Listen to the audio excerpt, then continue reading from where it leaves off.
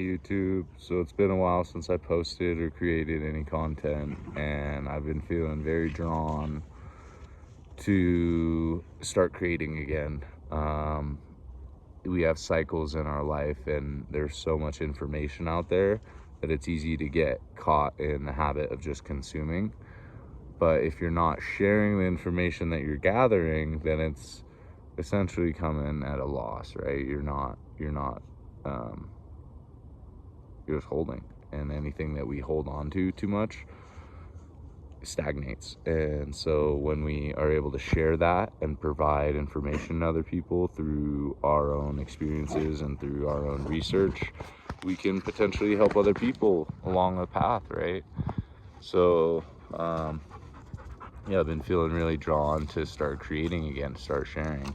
I have been sharing amongst my peers and amongst my friends, and a lot of my friends tell me that I need to start sharing on a bigger scale, and not certain how to go about doing that. So just gonna start putting myself out there and making more content and coming from my heart, and hopefully people connect with it and resonate with the information that I'm coming forward with.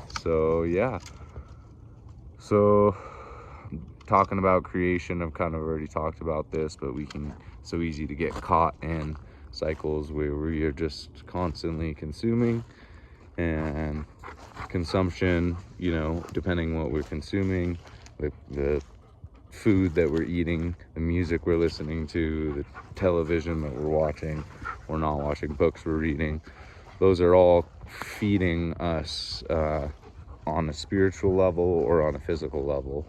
And so what we're feeding ourselves is really important, but also fasting and taking time away from those materials, right? Anything that we become too attached to essentially has control over us. And when we talk about gaining our freedom back and becoming free beings, because we are free, then we have to be free on all counts. And that includes financial freedom, that includes freedom from substances and freedom from worry.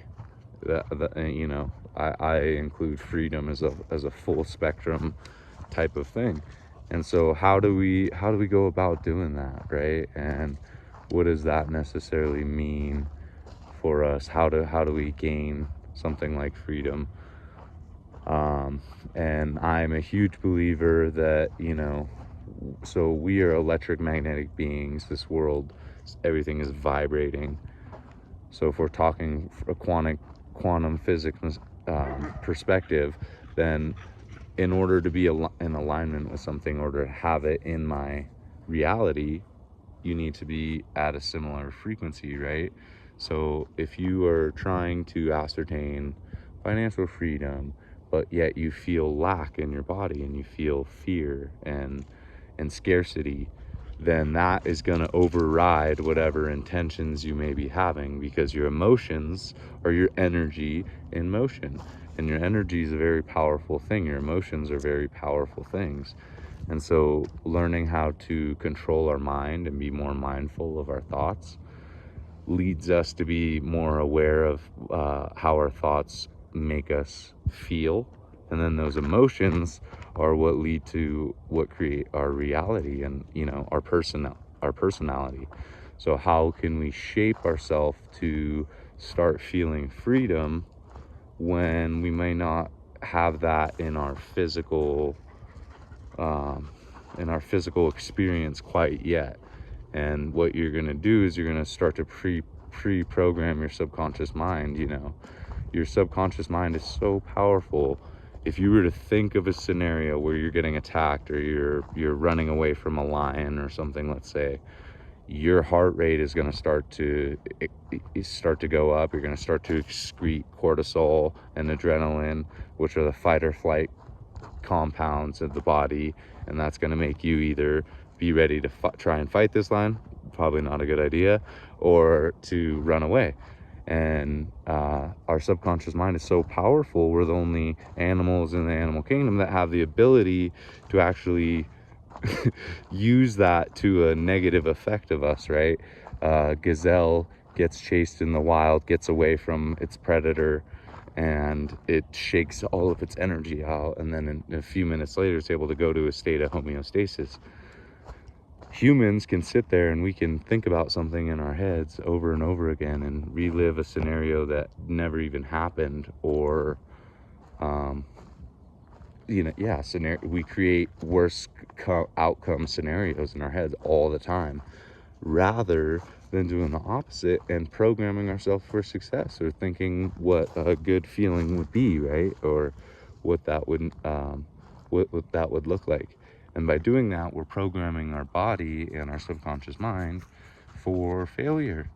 So how do we get out of that state?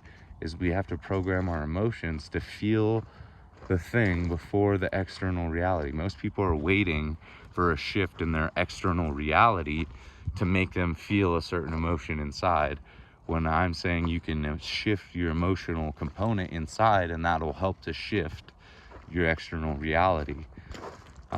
So something that I've implemented in my life, for a long time, there was a lot of limited personal beliefs around money and around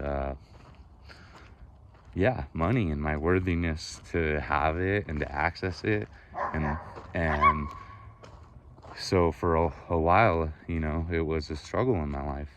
And then when I learned the power of our thoughts and how we feel towards certain things, and how we can program ourselves by imagining better outcomes in certain scenarios, as well as taking literal steps by learning, okay, what do wealthy people do with their money that differentiates them from people that aren't wealthy or don't have as much physical material wealth, right? And what it comes down to, again, is yes, there's a feeling, emotional component. If you're born into a family that has money, then you don't really know that feeling of like not having or being uncertain or fear towards it. So that emotional component will carry with you. But they also teach their children and usually have better habits about how they're going about spending their money. So the easiest way to put it is, they say poor people spend money as soon as they get their paycheck. Boom, rent, car payment, phone, buy a few things, groceries, whatever, gone. Middle class people, they save money, take some, put it away, take some, put it away. And rich people buy assets, which enable them, they invest their money, which enables them to grow or compound interest on their money. So unfortunately, the system, I won't go too deep into this on this video, but the system is rigged against us financially, and that financial system has kind of corrupted every other structure of business that we know. And so now, every businesses are willing to cut corners in order to make profit. That's the biggest goal of having a business, is to make as much profit as possible. But when we're doing that, we're doing it at the cost of the environment, the health of our workers, taking care of the moral values. The compass gets lost, right? So that financial system is rigged against us, because once they took us off the gold standard, they were able to just print money out of thin air. And so every 100 days, they're able to print $1 trillion into existence. With $1 trillion into existence, and me trading the most valuable asset that you're given in any given day is your time. So if you have to trade your time for $1 that they're able to print out of thin air and it's losing value, then even saving money, statistically speaking, the interest is higher than what the most high yield savings accounts are going to be giving you. So how do you generate wealth is not by saving money. Yes, you want to have savings, an emergency fund if anything happens, but you want to start to invest. You want to start to have actual skin in the game. And the metaphor would be a snowball coming down a mountainside, right? At first it might just be a little snowball, but as it starts to gain momentum, it starts to get really big, and then once it gains momentum, it just keeps going, right? And so that is the same with compounding interest. With the average stock percentage return of 10% on the NASDAQ, then they say roughly every 7.2 years your money would be doubling. So living below your means and investing money into yourself, into your health, your education, your fitness goals, whatever that's important as well. Building skills, being able to speak in public, and being able to better understand certain things that you might want to go into business or real estate for, whatever you're working towards.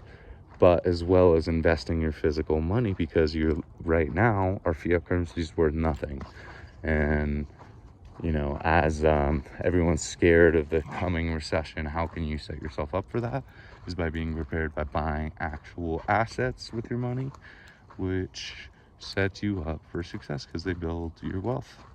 So yeah, that's what I got for today. Kind of a bit of a mix of things, but just talking about some of the topics that interest me.